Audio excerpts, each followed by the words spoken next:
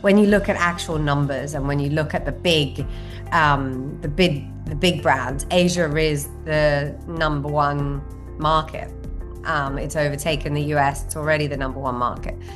But when you look at it from a medium-sized brand perspective or a smaller brand perspective, it's nowhere near that. You know, the US or Europe is so much more powerful, so much more attainable, and bigger in terms of sales numbers for almost all medium to small brands. Overall, Asia is a younger population than the mature markets. I think it is quite beauty obsessed. Don't try and do Asia too early. You know, you need to know who you are. You need to be established. You need to have a really good idea of what works and what doesn't work before you start pushing out into Asia, because Asia is huge and its markets are so distinct that you will not fit everywhere. You will not be right for every market. So make sure that you know who you are, you're sure who you are, and then do your research on which markets that you're going to fit in best.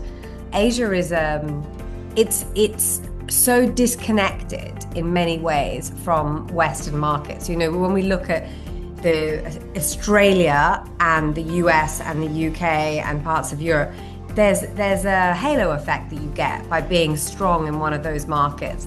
In Asia, you have to be very lucky to get that halo effect in an Asian market from a Western market, right? Because they use different platforms. A lot of them are speaking different languages. Yes, some of it may filter through, but you have to invest in each individual market to build your brand. Hong Kong and Singapore being small but easy to access, right?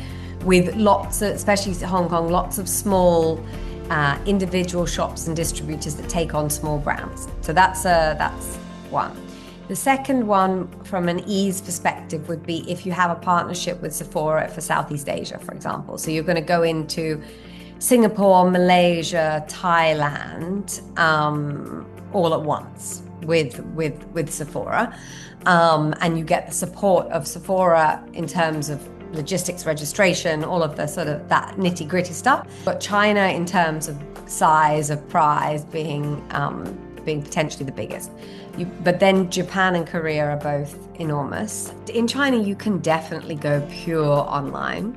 Online overall for cosmetics is about 60% of the market. The problem with China is that the offline landscape is really fragmented. So the thing about Sephora in China is it doesn't have the same brand recognition as it does in the US or the UK or France, where people really come to discover new brands. I think increasingly you actually have to look at live streaming as a advertising tool rather than a sales channel. So yes, you can shift huge volumes. Once you're established and people know about you, you can sift very large volumes. But to start with, you're actually using these live streamers to get your message across. We've gone through that stage of overconsumption in China. Like, I think that's something that people need to understand, that we were in a stage of overconsumption 5 to 7 years ago where they would buy 10 lipsticks all in different colors and they would line them up. And